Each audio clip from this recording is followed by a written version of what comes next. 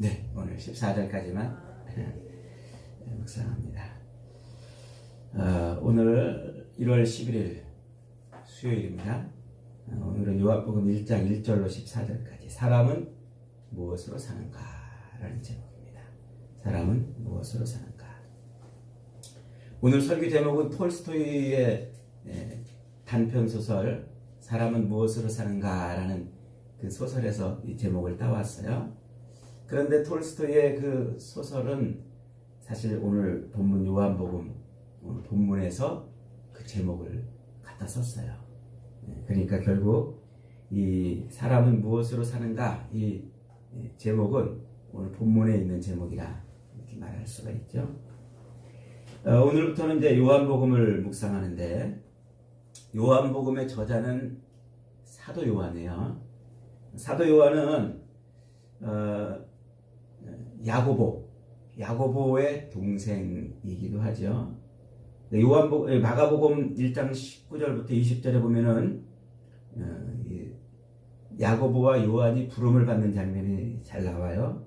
19절 보면 조금 더 가시다가 세베대의 아들 야고보와 그 형제 요한을 보시니 그들도 배에 있어 그물을 깁는데 곧 부르시니 그 아버지 세베대를 품꾼들과 함께 배에 버려두고 예수를 따르니라. 그러니까 야고보와 요한을 보고 예수님이 야 너희들 날 따라와라 그랬더니 야고보와 요한이 아버지와 품꾼과 배를 그대로 버려두고 예수님을 따랐다 그러죠. 그러니까 그 아버지는 세베대라는 사람이고 그 집은 조금 부유했던 것 같아요. 왜냐하면 품꾼을 둘 정도로 좀 살았던 집 같습니다. 요한의 형 야고보는 이제 나중에 최초로 순교를 당하는 제자들 중에 최초로 순교를 당하는 그런 사람이 되기도 하죠. 어쨌든 요한은 이때 부름을 받아가지고 예수님을 잘 따라다니면서 베드로와 더불어서 예수님의 수제자 역할을 감당을 합니다. 특별히 예수님이 요한을 많이 사랑했던 것 같아요. 그래서 그 사랑을 굉장히 그는 강조하고 요한 서신에 가면은 요한복음도 마찬가지지만 요한 1, 2, 3서에도 보면은 그 사랑에 대해서 굉장히 아주 잘 표현을 해놓고 있습니다. 그리고 예수님의 사랑을 많이 받은 것 같아요. 실제로 요한복음 본문에서도 이제 자기 자신을 뭐라고 표현하냐면 예수님이 사랑하시는 자 이렇게 자기를 표현을 해요. 그러니까 자기는 예수님과 좀 특별한 사랑의 관계로 이렇게 있었다고 말하고 싶은 거겠죠. 요한복음 19장에 가보면은 예수님께서 십자가에 매달려 죽으시면서 이런 마지막 부탁을 남기십니다. 요한복음 19장 26절에 보면 예수께서 자기 어머니와 사랑하시는 제자가 곁에 서 있는 것을 보시고 그 사랑하시는 제자가 이제 자기 요한을 말하는 거예요.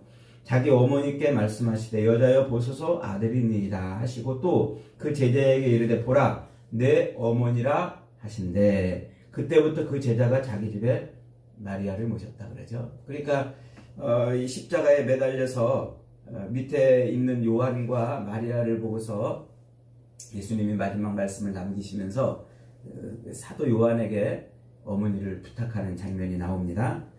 그러니까 예수님의 죽음 이후에 아마 이 마리아를 책임져야 했던 그 요한, 그래서 그런지 요한은 굉장히 오래 살아요. 다른 제자들은 일찍 다 죽임을 당하는데 사도 요한은 90이 훨씬 넘어서까지 살아 있습니다. 그래서 90이 넘은 살에도 에베소 교회에서 설교하고 또 책을 쓰기도 하죠. 그러다가 도미티안 황제 때, 로마의 도미티안 황제 때 박해를 받아서 저 반모섬에 유배를 가요. 그 반모섬에 유배를 가서 거기서 마지막 책을 하나 쓰죠. 그게 요한계시록입니다. 이 요한복음은 AD 한 85년에서 90년쯤 쓰여진 것으로 보여요. 그러니까 마태나 마가 누가 복음이 AD 50년대 후반부터 60년대 중반까지 쓰여졌으니까 마태 마가 누가 복음보다도 한 30년 가까이 뒤에 쓰여지는 책이죠. 그리고 이제 사도 바울도 복음을 전하면서 교회들에게 서신서를 보내잖아요. 바울이 이제 로마서니 고린도서니 베드로서니 고린도서니 골로새서니 빌립보서니 이렇게 서신들을 교회들에게 보내요. 바울이 서신서를 보내는 때가 AD 50년대 초반부터 60년대 말까지예요. 그러니까 누가복음이나 마테마가 누가나 그리고 바울 서신이 이미 초대교회에 널리 읽혀져 있고 있는 때입니다. 그때 일부러 요한은 지금 요한복음을 한참 뒤에 쓰고 있는 겁니다. 왜 그때 요한복음을 이렇게 쓰고 있는가? 거기에는 아주 중요한 이유가 있어요. 곧 예수 그리스도가 하나님의 아들이시고 그분을 믿음으로만 생명을 얻을 수 있다는 것을 재차 확인을 합니다. 이렇게 재차 확인하는 이유가 뭐냐면 그 당시 요한이 살고 있는 때 지금 초대교회가 막 뭉글뭉글 여기저기에서 지금 막 부흥이 일어나고 있는 때 박해를 받으면서도 초대교회가 부흥하고 있는 요때에 요 세상을 지배하고 있는 사상 중에 하나가 영지주의자라고 해요. 영지주의입니다. 케린투스의 케르티아니즘이라는 요 사상이 그 당시 로마를 휩쓸고 있었어요. 영지주의라고 그러는데 요 영지주의가 교회를 위협하고 있는 거예요. 이 영지주의라는 것은 플라톤, 철학자 플라톤 아시죠? 플라톤, 그 플라톤의 이원론. 그러니까 이 선의 세계가 있고 악의 세계가 있는 그 이원론 사상을 이 육신적으로 좀 가지고 온 사상이 영지주의예요. 근데 타락한 세속적인 영지주의, 세속적인 이원론이라 이렇게 말할 수 있겠죠. 물질은 악하고 정신은 선하기 때문에 선하신 하나님이 이 악한 세상을 창조하셨을 리가 없다. 이런 논리로 교회를 흔들고 있는 거예요. 그리고 실제 이 땅에 베들레헴에서 태어난 그 역사적 예수, 인간의 몸을 입고 응애하고 아기로 태어나서 성장했던 그 역사적 예수, 그 인간 예수가 하늘의 실체이기 때문에 그 인간 예수가 하늘의 실체이신 영이신 그 예수님이 인간 예수의 몸을 잠깐 입고 이 땅에 있었다는 거예요. 그래서 선하신 영이신 그 하나님이 그 더러운 육체, 그 악한 육체에 갇혀 있을 수가 없다는 거죠. 그러니까 예수님이 이 땅에서 십자가에 못 박혀 죽으실 때 그때 영이 영과 분리가 됐다는 거예요. 그러면서 실제로는 예수님이 인간의 그 육체를 잠깐 빌려서 이 땅에 존재하지만 육체와는 상관없는 분이라는 거예요. 이게 영지주의의 이야기예요. 요한복음의 이야기가 아니고. 그런 사상이 교회 안에 침투해 들어가지고 세상을 어떻게 보냐면은 이원론으로 보는 거예요. 그래서 영은 선하고 육체는 악하다. 그래서 이 육신의 삶을 굉장히 악하게 보고, 그래서 금식과 그 다음에 고행과 이런 식으로 신앙생활이 펼쳐지는 겁니다. 그래서 진짜 하나님이시고 완전하신 인간이신 그 예수를 믿는 신앙생활을 하는 것이 아니라 영지주의에 기반한 그런 신앙생활을 하고 있는 거예요. 그러니까 이 복음의 진리가 참 하나님이시고 참 인간이신, 완전하신 하나님이시고 완전하신 인간으로 이 땅에 오신 그 예수님이 반쪽만 하나님이고 반쪽은 악한 인간이었다고 이렇게 보는 거예요. 그래서 그런 타락한 영지주의에 의한 신앙의 공격을 막아낼 필요가 있었던 거예요. 그래서 이 요한복음에는 완전하신 하나님 그리고 완전하신 인간이신 예수님을 의도적으로 자꾸 소개를 해주고 있어요. 그러면서도 이 세상을 이원론으로 보고 있는 이 영주주의의 그 안경으로 복음을 설명해요. 그래서 하늘과 땅, 빛과 어둠, 이 세상과 오는 세상, 또 생명과 죽음, 영과 육, 이런 구분되는, 대비되는 이원론적 이 안경, 이런 단어, 이런 설명으로 복음을 설명해내는 거예요. 완벽한 하나님의 시각으로 하늘의 세계와 땅의 세계를 설명하고 있는 거죠. 요한복음 20장 31절에 보면 요한복음을 기록한 목적이 나와요. 31절에 보면 오직 이것을 기록하면 너희로 예수께서 하나님의 아들 그리스도이심을 믿게 하려 함이요 또 너희로 믿고 그로 힘입어 그 이름을 힘입어 생명을 얻게 하려 함이라. 그러니까 요한복음 20장 31절에서 요한복음을 기록한 목적을 명확하게 표기해 놓음으로써 이제 사도 요한이 요한복음을 왜 기록했는지를 설명을 해주고 있다는 거예요.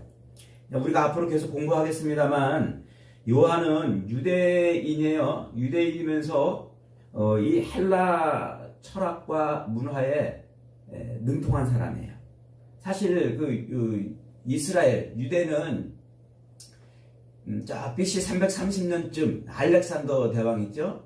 그 알렉산더 대왕이 페르시아를 물리치고 팔레스타인을 점령한 이후로 그 그리스 문화권으로 들어가요. 그러니까 BC 330년쯤이면은 예수님 시대랑 뭐 한 400년 이상 오랜 시간이 있잖아요. 그러니까 이 이스라엘 유대라는 나라는 이 헬라의 지배를 받고 있었기 때문에 헬라 문화를 그대로 옷 입고 있어요. 잠깐 BC 160년경에 마카비 혁명으로 마카비 왕조가 들어서서 이 헬라로부터 잠깐 독립을 합니다만, 그러나 그 마카비 정권도 오히려 헬라에 더 기대서 헬라 왕조의 도움을 받고 그 헬라처럼 나라를 바꿔가려고 그런 시도들을 합니다. 그러니까 우리나라가 일제 36년이라는 짧은 기간 동안 지배를 받았는데도 일본 색깔을 쫙 입었잖아요. 그러니 400년 가까이 헬라의 지배를 받은 그 유대 이스라엘은 얼마나 헬라의 옷을 입었겠습니까? 그러니까 생각이나 모든 것들이 다 헬라적 그런 사상이 생겨난 겁니다. 그래서 이 요한복음을 기록할 때쯤, 그때는 이제 또 로마, BC 63년에 로마가 또 헬라를 정복해가지고 세계의 주인이 되잖아요. 그래서 이 로마가 이제 이 이스라엘을 정복하고 있는데 AD 70년에 로마 장군 티토스에 의해서 예루살렘이 함락되죠. 그래서 그나마 자치 정부로 이렇게 분봉왕을 세워서 자치 정부를 가지고 있던 유대 문화가 완전히 사라져 버려요. 그래서 완전히 로마의 체제 아래 들어가고 로마의 생각과 로마의 문화로 삶을 살아야 됐어요. 그래서 사도 요한도 멸망한 예루살렘에 있지 못하고 저 북쪽 터키 에베소로 사역지를 옮기게 되는 것도 이제 그런 이유 때문이기도 하죠. 어쨌든 로마가 세상을 완전히 정복하면서 이 오랜 세월 동안 헬라의 사상과 철학과 문화로 덮여있던 그 세상에 로마 문화가 덧입혀지는 거예요. 로마의 철학과 사상이 덧입혀지는 거예요. 그래서 그리스 로마 문화, 그리스 로마 철학이 이제 완성이 되는 거죠. 그래서 이 사도 요한이 이 요한복음을 기록할 때쯤은 그리스 로마 문화가 전성기를 이루고 있던 때예요. 그러니까 이 사도 요한은 의도적이든 의도적이지 않든 자기가 원하든 원하지 않든 자기의 모든 사상과 이 생각과 철학이 또 문화가 이 로마식일 수밖에 없는 거예요. 그래서 요한복음에 보면은 공관복음, 마태마가 누가복음하고 다르게 모든 시간도 로마식으로 표기를 해놨고 이 설명도 자꾸 로마식으로 설명을 해요. 그러니까 이 로마의 옷을 입고 로마의 생각으로 세상을 보고 있는 거죠. 그렇게 로마의 옷을 입고 로마의 사상으로 그리스 로마의 사상으로 복음을 설명해내는데 놀랍도록 완벽하게 복음을 설명해내고 있다. 이게 요한복음이라 이렇게 말할 수가 있어요. 그래서 요한복음은 마태, 마가, 누가복음과 완전히 달라요. 기록하는 형태가 달라요. 마태, 마가, 누가복음은 역사적 예수, 예수님이 태어나서부터 나이를 먹고 성장하면서 어디를 가서 무슨 일이 있었고 어디 가서 무슨 일이 있었고 이렇게 역사적 예수의 스토리를 쫓아가면서 복음을 설명하는데, 요한복음은 예수님이 언제 태어났는지 관심 없어요. 어디서 태어났는지도 관심 없어요. 예수님이 어디를 가서 무슨 일을 하셨는지 별로 관심이 없어요. 그 예수님이 이 땅에 등장해서 행하시는 그 일들이 도대체 무엇을 말하는 것인가? 신학적 해석을 하는 데 관심이 있어요. 그러니까 역사적 예수를 쫓아가면서 시간 순서대로 복음을 설명해내는 것이 아니라 그 예수라는 그분이 하늘의 세계에서 어떤 분이시고 이 땅의 세계에 오셨을 때는 왜 오셨고 무슨 일을 하시려고 하는지 이렇게 설명하고 있다. 그래서 그 이원론적 안경을 가지고 복음을 설명하면서도 영지주의 쪽으로 가는 게 아니라 완벽한 복음을 설명해내고 있다. 이렇게 설명을 할 수가 있어요. 오늘부터 이제 우리가 요한복음을 읽는데, 사실은 요한복음은 너무 방대한 책이에요. 그 사상과 깊이가 너무 어마어마해.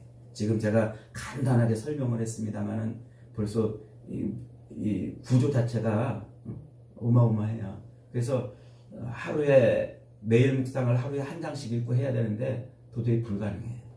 그래서 한 장을 다 못 읽고 이렇게 몇 절씩 잘라서 이렇게 할 수밖에 없어요. 어쩔 수가 없는데 그렇게 이해를 좀 하실 필요가 있습니다. 예수님의 공생애는 주로 이제 갈릴리 지방에서 활동하신 걸로 나타나요. 그래서 마태, 마가, 누가 복음은 예수님의 그 공생애를 주로 갈릴리에서 벌어진 일들을 소개하고 있고, 잠깐씩 절기 때마다 예수님이 예루살렘에 한 번씩 왔다 간 거, 한 4번 정도 왔다 간 그거 사건을 소개하고 있는데, 요한복음은 이 갈릴리에서의 그 이야기보다 예루살렘에 관련된 이야기가 훨씬 많아요.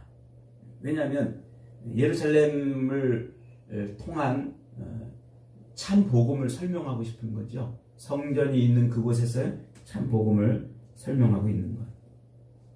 그래서 이 요한복음은 완전하신 하나님이시면서 동시에 완전하신 인간으로 이 땅에 오신 그 예수님의 실체, 그분이 도대체 누구시고 그분이 하신 일은 도대체 우리 인간에게 무엇을 하려고 하는 것인지를 거기에 자꾸 초점을 맞춰서 설명해내고 있단 말이죠. 요한복음은 크게 4개 부분입니다. 1절부터 18절까지 하나 단락이고, 그 다음에 19절부터 12장까지가 또 두 번째 단락이에요. 7가지 표적을 보여주고 그 표적을 해석해주는 부분이죠. 그리고 13장부터 20장까지는 예수님이 십자가에 죽으시기 전에 제자들과 만찬을 하시고, 그 만찬을 하시면서 새벽식도 하시고 또 이런저런 설교도 길게 하시잖아요. 그리고 또 아주 긴 예수님의 기도, 중보기도 내용이 나와요. 그런 내용으로 13장부터 20장까지 이어지고, 마지막 이제 21장부터 21장은 이제 결론에 해당되는 그런 부분이죠. 그래서 이 요한복음은 이 전체 내용이 마태나 마가, 누가와는 전혀 다른 관점으로 쓰여져 있기 때문에 마태, 마가, 누가복음을 같은 관점으로 봤다. 공관복음. 요한복음은 공관복음이 아닌 거예요. 같은 관점이 아니고 전혀 다른 관점으로 예수님을 소개하고 설명해내고 있다. 이렇게 말하는 것입니다. 자, 오늘은 1절로 14절까지만 봅니다. 먼저 1절로 4절을 한번 다시 봅니다. 같이 한번 읽습니다. 시작. 태초에 말씀이 계시니라. 이 말씀이 하나님과 함께 계셨으니 이 말씀은 곧 하나님이시니라. 그가 태초에 하나님과 함께 계셨고 만물이 그로 말미암아 지은 바 되었으니 지은 것이 하나도 그가 없이는 된 것이 없느니라. 그 안에 생명이 있으니 이 생명은 사람들의 빛이라. 빛이 어둠의 빛이 되 어둠이 깨닫지 못하더라. 성경에는 태초에라는 말로 시작되는 성경이 3개 있어요. 하나는 창세기죠. 창세기도 태초에 이렇게 시작이 돼요. 두 번째는 뭘까요? 요한복음이죠. 오늘 본문에 태초에라고. 그리고 또 어떤 책일까요? 역시 요한이 쓴 요한 1서. 요한 1서도 태초에 이렇게 시작을 해요. 그러니까 요한만 태초에라고 이렇게 성경을 시작하고 있는 거예요. 창세기 태초에 그것과 비슷하게 태초에 이렇게 시작해요. 지금 왜 그럴까요? 요한이 창세기를 지금 떠올리라는 거예요. 그 창세기에서 태초에 세상을 창조하시던 그 장면을 지금 떠올리게 하려고 그러는 거죠. 그러니까 세상 역사의 시작이 어디로부터 시작됐다? 이 요한복음으로부터 시작된다는 걸 지금 말하고 싶은 거예요. 지금 이게 무슨 말이냐면 창세기 1장에서 태초에 이러면서 하나님이 빛을 만드시고 그 다음에 하늘과 땅을 만드시고 또 많은 식물을 만드시고 하늘과 해와 달과 별들을 만드시고 거기에 사는 것들을 만드시고 이렇게 세상을 창조해 갔잖아요. 그런데 그 창세기의 창조는 눈에 보이는 것을 창조하는 거예요. 그런데 요한복음에서는 눈에 보이지 않는 세계가 이미 창세기에 눈에 보이는 세계를 만들기 전에 이미 눈에 보이지 않는 세계가 있다. 그 얘기를 하는 거예요. 그러니까 요한복음의 세계가 먼저인 거예요. 창세기가 먼저가 아니고 사도 요한은 지금 자기가 알고 있는 이런 지식으로 태초에 천지가 창조되는 그 이전에 하나님의 세계가 있다고 지금 본 거예요. 하나님의 세계가. 그래서 태초에라는 말로 그 창세기의 창조를 떠올리면서 그 태초보다 먼저 하나님의 세계가 펼쳐 있음을 말하고 있는 거죠. 만물이 그로 말미암아 지은 바 되었다.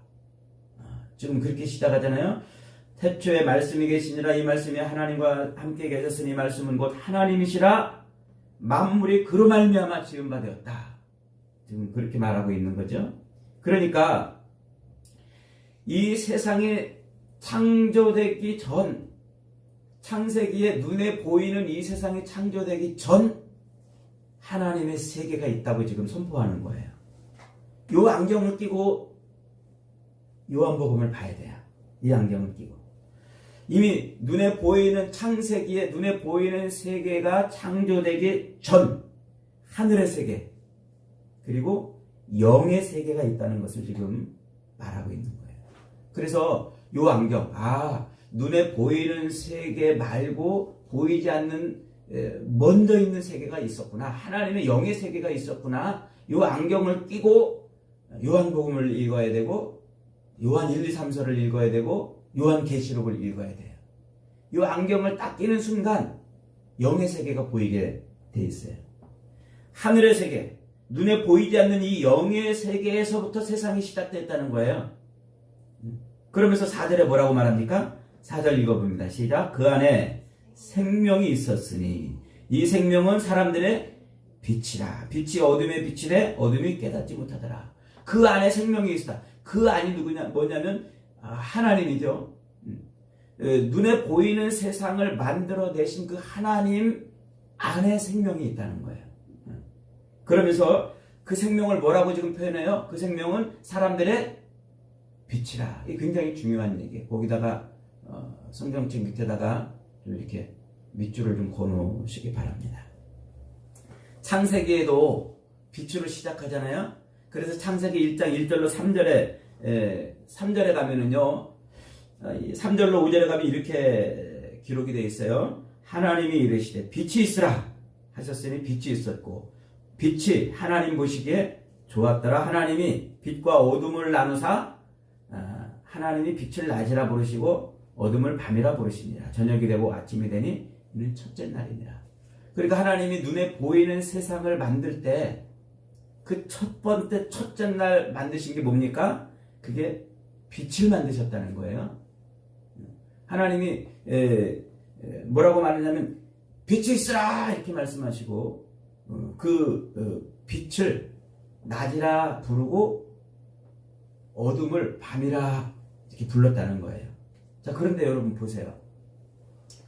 이 빛, 전등빛, 이 빛은 뭘로 빛을 내나요?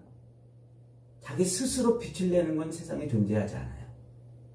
발광체가 있어야 돼요. 그 어떤 발광체로부터 반사가 돼서 빛이 나는 거예요. 그래서 세상의 모든 빛의 발광체는 뭐예요? 태양이죠? 햇빛이죠? 그 햇빛이 있어야 모든 게 빛을 내는 거예요. 세상에. 그런데 창세기 1장에 3절, 5절에서 빛을 만들어 놓으셨고, 그리고 넷째 날에 가서야 비로소 태양을 만들어요. 그럼 이 빛은 뭐죠? 첫째 날 만든 이 빛은 뭐죠?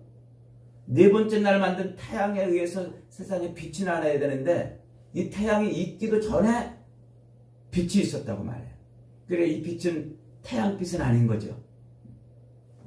그러니까 이 태양빛은 아닌 이 빛을 하나님이 만들어 놓고 이것을 지금 뭐라고 부른다고요?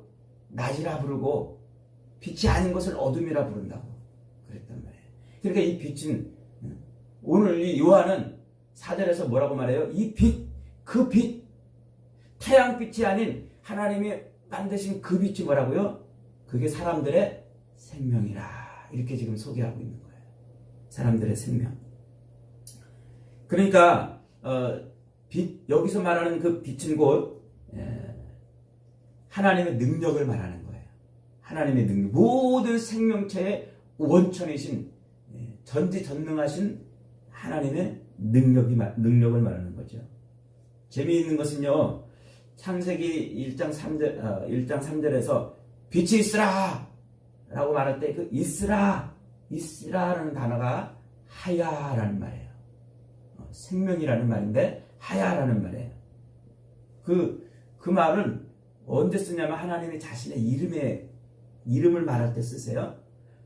출애굽기 3장에 가면 이제 모세를 불러가지고, 야 모세야, 너 이스라엘 백성들에게 가서 내가 너를 보냈다고 그러고 그 백성들을 데리고 나가라. 뭐 그러니까 하나님, 내가 누군데 갑니까? 누가 그들한테 가가지고 하나님을 뭐라고 소개합니까? 이렇게 말했더니 하나님이 모세에게 뭐라고 말해요? 나는 스스로 있는 자니라. I am who I am. 이렇게 번역을 해놨어요, 영어로. 나는 스스로 있는 자니라 이렇게 말하죠. 그 헤흐의 아쉐르, 예흐의 아쉐르, 예흐의 이렇게 히브리어로 써 있어요. 예흐의 아세르, 예흐의 나는 스스로 있는 자니라 이렇게 써놨어요. 그 예흐의 아쉐르, 예흐의를 영어로 I am who I am 이렇게 이제 번역했고, 한글로는 나는 스스로 있는 자니라 이렇게 번역을 해놓은 거예요. 그 예흐예라는 말이 바로 빛이 있으라 할 때고 있으라 하는 단어예요. 그러니까 자신의 이름을, 자기를 소개할 때, 모세에게 자기를 소개할 때 예흐예 아쉐르 예흐예 자기를 그렇게 소개하면서 아하라는 그 말로 빛을 만들어낸 거예요. 빛을 만들어. 그러니까 뭐라는 얘기예요? 하나님이 나는 빛의 근원이다. 모든 만물의 생명이다. 그러는 거예요, 지금. 모든 만물의 생명. 그러니까 이 창세기 1장 3절에 만들어 놓으신 그 빛은 곧 하나님이 자기 자신을 모든 만물의 원천이요 생명이다 라고 지금 소개하고 있다는 거예요. 그것을 시편 36편 9절에서도 이렇게 시인이 노래해요. 시편 36편 9절에 가면 이런 말이 있어요. 대저 생명의 원천이 주께 있사오니 주의 광명 중에 우리가 광명을 보리이다. 그러니까 시인이 그걸 본 거예요. 야, 생명의 원천이 주님께 있군요. 그 빛이 생명이고 그것이 주님께 있다는 것을 시인은 알고 노래를 한 거죠. 자, 그러니까 이 빛의 원천이신 하나님 자신이 모든 만물의 생명의 근원임을 설명을 하면서 그것이 곧 뭐라고 말하는 거예요? 하나님의 전지전능하신 능력이고 그것이 곧 만물을 존재케 하는, 만물이 있게 하는 힘이라는 거예요. 만물이 만물되고 살아있게 하는 힘이라는 거예요. 이 말이 잘 이해가 안 되시나요? 만물이 만물되게 한, 그거 우리가 다 맨날 듣는 말이니까 만물이 만물 하나님으로부터 있는 것이다 이렇게 그냥 쉽게 생각하지만 이게 어마어마한 얘기인 거예요. 잘 보세요. 창세기 1장에서 하나님이 빛이 있으라 하고 빛을 만들어 놓으셨어요. 그리고 식물을 언제 만들어요? 셋째 날 만들어요. 땅에 식물들, 씨 가진 채소들, 열매 맺는 나무들을 만들어 놨어요. 그러면 이런 식물들은 뭐가 있어야 광합성을 해요? 햇빛이 있어야 광합성을 해요. 햇빛이 없으면 광합성을 할 수 없잖아요. 그래서 우리가 화분을 키울 때도 항상 햇빛이 있는 데다가 화분을 놓잖아요. 어두운 지하실에다 갖다 놓으면 식물이 죽어요. 그런데 창세기에서 하나님이 그 식물을 셋째 날 만드시고 태양은 언제 만드세요? 넷째 날 만든단 말이에요. 그러면 이 식물들은 태양도 없는데 지금 살고 있는 거예요. 태양도 없는데 광합성을 하고 있는 거예요, 지금. 이 식물들이 사는 것은 태양으로 사는 것이 아니었던 거예요. 우리가 그렇게 생각을 하고 있는 거예요. 우리가 저 식물이 햇빛을 받아야 사는구나 이렇게 우리는 생각하고 있지만 실제 이 식물들, 모든 식물들은 누구로 말미암아 사는 거예요? 하나님으로 말미암아 사는 거예요. 그걸 말하고 있는 거예요. 세상의 모든 생명은 하나님으로 말미암아 있는 거지 저 하나님의 피조물인 태양으로 말미암아 있는 게 아니라는 거예요.